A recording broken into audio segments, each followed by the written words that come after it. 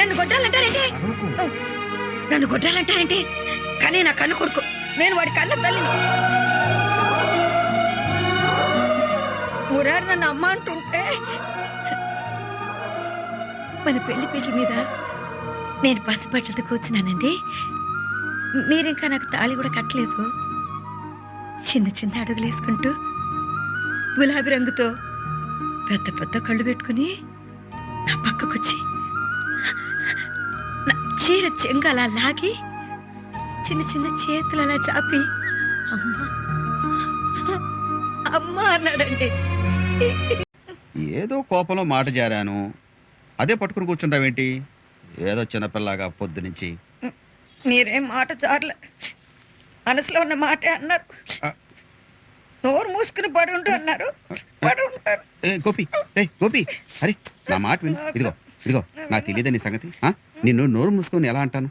నువ్వు లేకపోతే ఇల్లంతా ఏమైపోద్ది, మేమంతా ఏమైపోతాం? విడాకులు ఇస్తానడం ఇదే సరసం. సరసం మంటేనట్టుంది. దోసకాయ పచ్చడి కలపరే, ఇష్టం కదా. మిక్సీలో వేస్తే రుచి రాదని జబ్బలు నొప్పెట్టేటట్టు రోట్లో వేసి నూరాను. అన్నా, కాసింత కండ పుష్టి గుండె గట్టి ఉండటం వల్ల అంత మాట అన్నా నేను తట్టుకున్నాను గాని, అదే ఏ అసలాటకు మనిషి అయితే ఇప్పుడు గుండెపై చచ్చుండేది. పోస్తా పోయికి చస్తానా? ఎక్కడ పెద్ద కోట్లు అడిగినట్టు అడుగుతున్నారా? పంపమన్న దానికి బుద్ధి లేకపోతే పంపిన వాడికి బుద్ధి లేదా? ఏ అమ్మ అన్నం పెట్టడం తప్ప? అన్నం పెట్టడం తప్పు కాదు, అత్తారింటికి వెళ్ళిన అన్నం పంపడం తప్పు. ఏ అమ్మలాగా తెప్పించుకున్నప్పుడు మళ్ళీ నన్ను మీ జీవితంలోకి ఆహ్వానించే పెద్ద మనసు మీకున్నా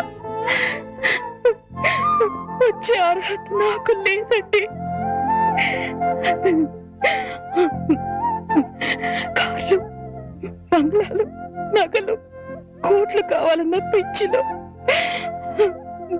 వాటన్నిటినీ మించిన మిమ్మల్ని వదిలి వెళ్ళిపోయానండి.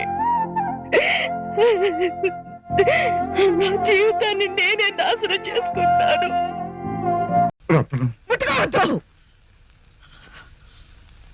ఒక్కసారి ముట్టుకొని తాళి కట్టిన పాపానికి 25 సంవత్సరాలు చిత్రాలు అనుభవించాను. అమ్మా, నేను చెప్పేది వద్దు తల్లి, వద్దు. మహాపతివ్రతలు కూడా నీ ముందెందుకు పనికిరారమ్మా. అంతా ఇంత త్యాగమూర్తివా నువ్వు. కన్న కొడుకుని కట్టుకున్న భర్తకి దత్త తెచ్చిన మహా ఇల్లాలివి. నేను అబ్బే నీ ముందు నిలబడే అర్హత నాకు లేదు, నాకు లేదు. అమ్మా, అమ్మా, ఆ పదానికి అర్థం తెలుసుంటే ఇలా చేస్తావా నువ్వు? అమ్మా అంటూ నా ఇంట్లో అడుగు పెట్టి నా కళ్ళకు గంతలు కట్టి మీరందరూ కలిసి నాటకాలు ఆడతారా?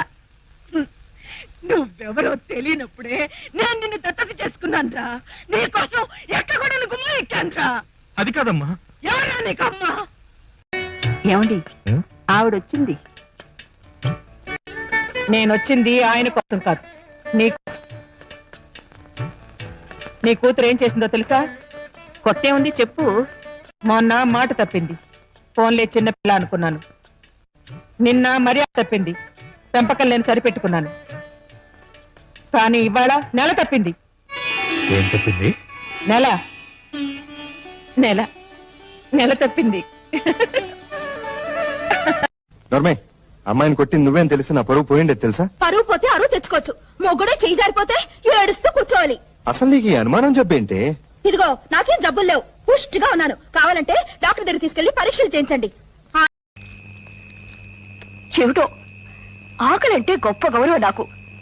సంతోషం, దుఃఖం, స్నేహితులు, బంధువులు, కట్టుకున్న వాళ్ళు, కడుపున పుట్టిన వాళ్ళు ఎవరూ మనతో రారు. మనిషికి జీవితాంతం తోడుగా ఉండేది ఈ ఆకలి ఒకటే. అందుకే అదంటే అంత గౌరవం నాకు.